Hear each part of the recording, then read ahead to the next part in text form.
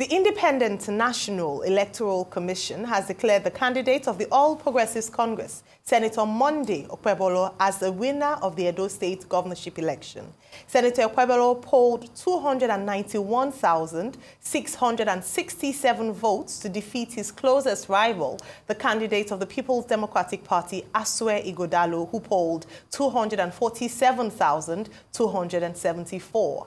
Out of the 18 local governments, Okpebholo won in 10 local government areas. Ighodalo won in 8 local government areas, while the third-place candidate, Olumide Akpata of the Labour Party, did not win in any of the local government areas.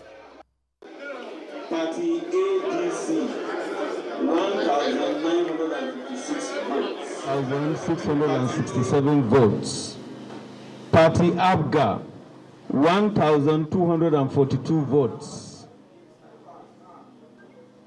Party APM, 151 votes. Party APP, 144 votes. Party BP, 217 votes. Party LP, 2,763 votes. Party NNPP,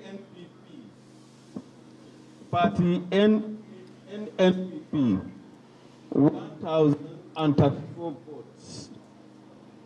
Party NRM, 720 votes.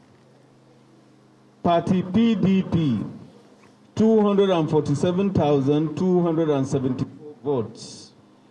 Party PRP, 635 votes. Party SDP, 537 votes.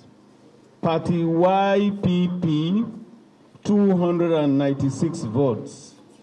Party ZLP, 254 votes. That Okpebholo Monday of APC, having satisfied the requirement of the law, is hereby declared the winner and is returned elected. Signed by the returning officer, Professor Farouk Adamukuta, this day, 22nd day of September, 2024. All right. Rufai, I don't know if there were surprises there. We had talked at length about the Edo elections last week, the weeks leading up to the elections. Overall, was said to be quite peaceful. I don't think we recorded at least any loss of lives, and that's great. But there were concerns around the integrity of the process and other things. But at the end of the day, Senator Monday Okpebholo is now the governor-elect of Edo State. Your take on this story? After the 83 elections, Fela Kuti sang a song. It says, "Crazy democracy. Demonstration of crazy demonstration." That's what our democracy has become. It's a complete demonstration of grace. But what shocks me the most is that most of the things that happened in the 83 elections 40 years ago are still happening today. Mass rigging across all political parties. All of them are suspect. No one is a saint among them. Because the same people that want to say tenets of democracy also rigged. All of them put together. The question is, who rigged more than the other? Secondly, the fact that IREV, that they said was going to be an election fixing machine, the result on the IREV was different from the other results. You see, let me tell you something about 83 elections. Bolagi at some point in Ibadan, when things were not going his way, started reading out results on television. Just like a certain governor in the PDP was also reading out his collated result, which he had no right to do. And if we condemned when we had that shenanigan in the States with Binani, we also condemn what he did. Despite he's tried to defend himself, he said, no, he's just reading what he had collated. We also saw polling units where you had accredited voters of 300, if my memory serves me right. But the voters for a certain political party went up to 2,000 or something. Or maybe I was seeing double. Please correct me if I'm wrong. So all of this shenanigans, 40 years after, is still the same. The only difference is there was less violence. So what is the future of this democracy? And now I'll tell you, increasingly people are not coming out to vote.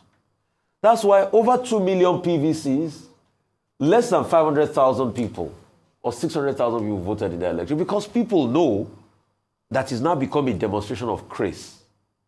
They know that it's a quest of the biggest might, federal might or whatever might you want to use. They know it's a whole body of shenanigans. And for people like the governor of the state that is complaining about his undemocratic lack of democratic tenets, ask Governor Obaseki, when he didn't swear in lawmakers, was that democratic? Ask him. When there was division in his own party and all the people that work with him are no longer there, was that democratic? So all of them share in the blame. All right. And together, it is a demonstration of grace we had. All right, Dr. Bati.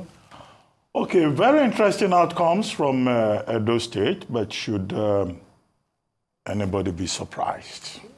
Ahead of the election, the PDP was already saying that there was an indication that there will be the supremacy of federal might. But what has now happened, it would seem from the PDP perspective that, well, this is an imposition of federal might. So that's with regard to the conversation about federal might versus people's might. And it was in that regard that Aswe Ighodalo, the candidate of the PDP, has come forward to say that what happened will rank as the worst election ever conducted in Nigeria. And that is why the governor of the state has also come forward to say that the people's mandate will appear to have been stolen. But he has called for calm, and he says, the aggrieved should seek redress through due process laid down by law. So the drama of Edo State, some other people will say, in the fight between Adams Oshiomhole, senator, former governor, and Godwin Obaseki, that the enemies of Obaseki have won. Who are the enemies of Obaseki? Number one, Philip Shaibu, who is going to come on this show, shortly. I expect him when he comes here to stage a dance for us, to beat his chest and say, oh, King Kong has won against the forces of Obaseki. So you had the battle of the godfathers. The other players, Danobi, Osagie Yamu, Kabiru Ajoto, all these people, they said before now that they put Obaseki there and that they will not allow Obaseki to put another person there. So in a sense, this vote is also a vote against Obaseki. How you interpret it, depends on, your understanding of the details in Edo State. Number three is that the people who, analyzed this election before now said certain factors will play. They pointed at economic hardship in Nigeria.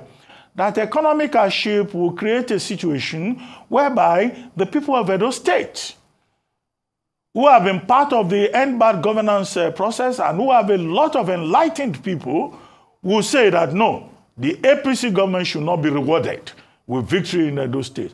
But that's precisely what has happened. The APC has been rewarded. The people who are saying we are hungry, they are the same people that we have been told voted for the APC, creating a margin of over 40,000. The next logical question is to ask, did the people's vote count? The election was peaceful, yes, but was it free and fair? So people have commended the security agencies for maintaining the peace. But what happened in terms of freeness, and fairness of that particular election? The Edo State people, as we have always said, we don't have a dog in this fight. We are just talking heads on television.